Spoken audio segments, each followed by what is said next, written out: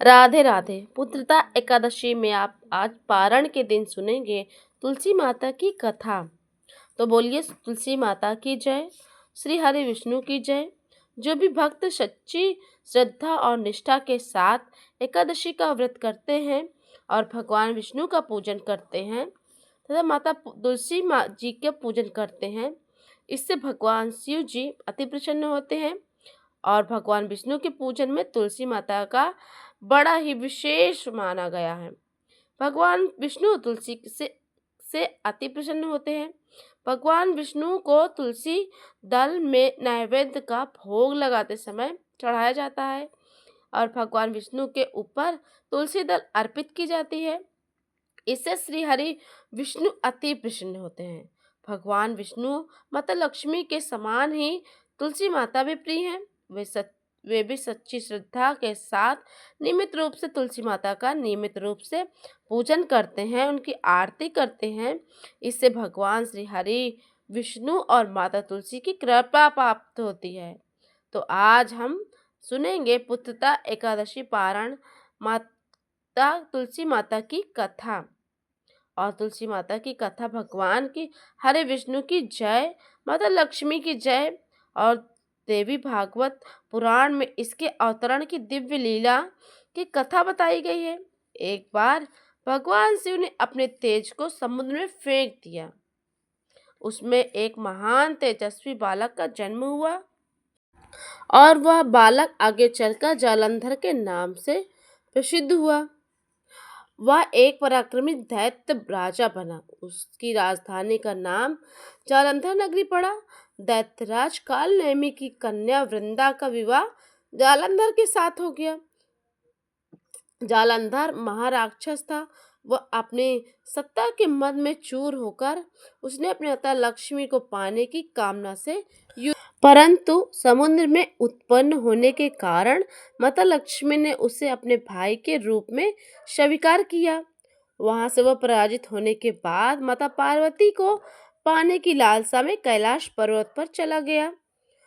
भगवान देवादिदेव भगवान शंकर का ही रूप धारण कर वह माता पार्वती के समीप गया और माता पार्वती ने उसे अपने योग बल से उसे तुरंत पहचान लिया तथा वहां से पार्वती अंतर ध्यान हो गई। देवी पार्वती ने क्रोध होकर सारा वृत्तांत भगवान विष्णु को सुनाया।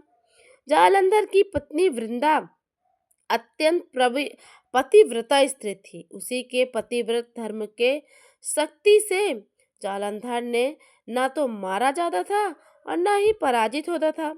इसीलिए ज्यादातर उसका नाश करने के लिए वृंदा के पति व्रत धर्म को भंग करना बहुत ही जरूरी हो गया था।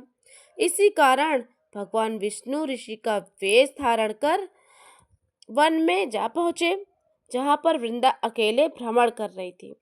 भगवान के साथ दो मायावी राक्षस भी थे, जिन्हें देखकर वृंदा अत्यंत भयभीत हो गई।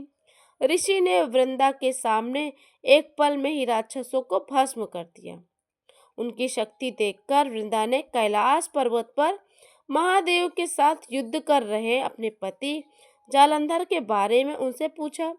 ऋषि के वेश में अपने मायाजाल से भगवान विष्णु ने दो दानव प्रकट किए और एक दानव के हाथ में जालंधर का सिर था और दूसरे दानव के हाथ में धड़ था। अपने पति की यह दशा देखकर वृंदा मूर्छित होकर गिर पड़ी और होश में आने पर उन्होंने ऋषि रूपी भगवान विष्णु से विनती की कि वह उनके पति को जीवित कर दें। भगवान ने अपनी माया से पुनः जालंधर का सिर धड़ से जोड़ दिया, परंतु स्वयं भी उसी शरीर में प्रवेश कर गए। वृंदा का इस छल का जरा भी आभास न हुआ। जालंधर बने भगवान के साथ पतिव्रत का व्यवहार करने लगी, जिससे उसका सतीत्व भंग हो गया। उसे ऐसा होते ही वृंदा का पति युद्ध में हारा गया।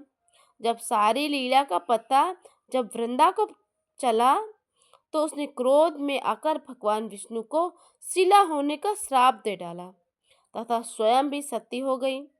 जहाँ वृंदा भस्म हुई थी वहीं पर तुलसी का पौधा उगा। भगवान विष्णु ने वृंदा से कहा कि हे वृंदा, तुम अपने सतीत्व के कारण मुझे तो तुम लक्ष्मी से भी अधिक प्रिय हो गई हो। अब तुम तुलसी के रूप में सदा मेरे साथ रहोगी। जो मनुष्य मेरे इस शालिग्राम के साथ साथ तुलसी का विवाह करेगा, उसे इस लोक और परलोक में विपुल यश की प्राप्ति होगी। जिस घर में तुलसी का पौधा होता है, वहां यमदूत भी असमय नहीं आ जा सकते। गंगा व नर्मदा के जल से स्नान तथा तुलसी का पूजन के महत्व के बराबर माना गया है। चाहे मनुष्य कितना भी पापी है क्यों न हो, मृत्यु के समय उसके प्राण मंजरी रहित तुलसी और गंगा जल मुंह में रखकर निकल जाते हैं तो सभी पापों से मुक्त होकर वैकुंठ धाम को प्राप्त करता है। और जो मनुष्य तुलसी व आंवले की छाया में अपने पितरों का श्राद्ध आदि कर्म करता है, उसके पितर भी मोक्ष को प्राप्त होते हैं।